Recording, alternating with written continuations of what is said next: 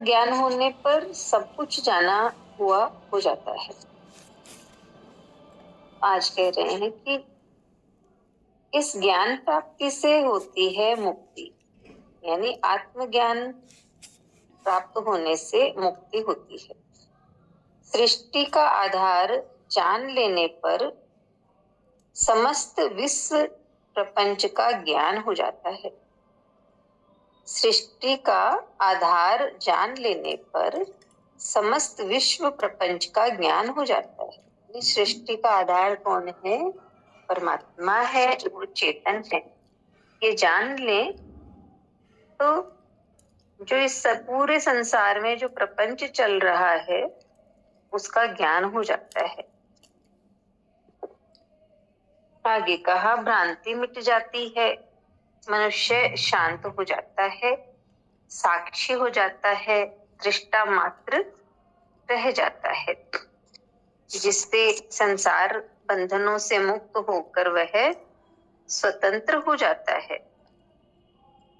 तो जब जान लें कि सृष्टि का आधार परमात्मा है और हर मनुष्य उस परमात्मा की शक्ति से ही चल रहा है, उसकी शक्ति काम कर रही है और हर मनुष्य अपने तीनों गुणों के हिसाब से ही पूरे दिन उस चलता है, तो हर मनुष्य अपने संस्कारों के हिसाब से व्यवहार कर रहा है, कर्म कर रहा है।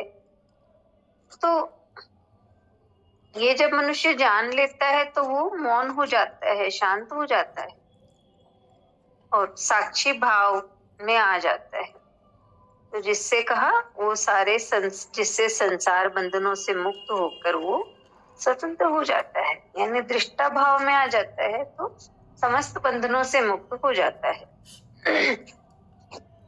मुक्ति ज्ञान के बिना नहीं हो सकती।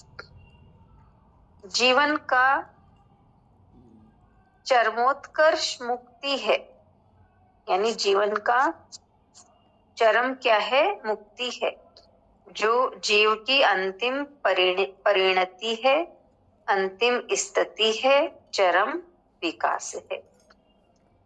आत्मज्ञान के लिए वैराग्य का होना आवश्यक है। वैराग्य का अर्थ संसार को छोड़ना अथवा उससे भागना नहीं है, अपितु उसके प्रति आसक्ति का त्याग है। संसार बंधन नहीं है, उसके प्रति जो आसक्ति है, लगाव है, यही बंधन है। इस आसक्ति का कारण है अहंकार। जब तक अहंकार है तब तक आसक्ति होगी ही, तथा यही आसक्ति बंधन है। क्योंकि कहा ना, आसक्ति का कारण अहंकार है, तो अहंकार है तब तक आसक्ति होगी। अहंकार क्या है? कि मैं कुछ हूं, तो मैं हूं तो मेरा भी है। तो जब हमने माना कि मैं हूं, तो फिर संसार में जो कुछ भी हम देख रहे हैं हमारे पास है, उन सब में हमारी आसक्ति होगी। मेरा घर, मेरा घर, मेरे बच्चे, मेरा धन, परिवार, तो मेरे का भाव आएगा, तो आसक्ति होगी। इसलिए कहा अहंकार है तो आसक्ति होगी। उसे पढ़ती हूँ, संसार बंधन नहीं है, उसके प्रति जो आसक्ति है, लगाव है, यही बंधन है। इस आसक्ति का कारण है अहंकार।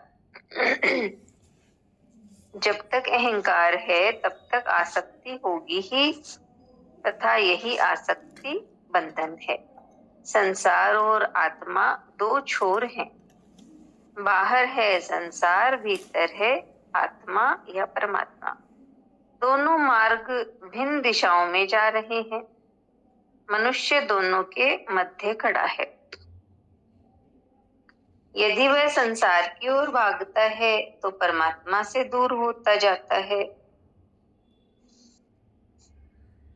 यदि वह परमात्मा की ओर जाना चाहता है तो उसे संसार से विमुख होना पड़ेगा। संसार से विमुख होना ही वैराग्य है। यह केवल दृष्टि परिवर्तन से होगा। शहर छोड़कर जंगल में भागने से नहीं होगा। यदि व्यक्ति संसार के प्रति आसक्ति का त्याग मात्र कर देता है तो वह ज्ञान प्राप्ति का अधिकारी बन जाता है। मनुष्य के अहंकार के कारण ही लोभ, मोह, वासना आदि पैदा होते हैं, जिससे मनुष्य इस कर्म जाल के बंधन में उलझ जाता है।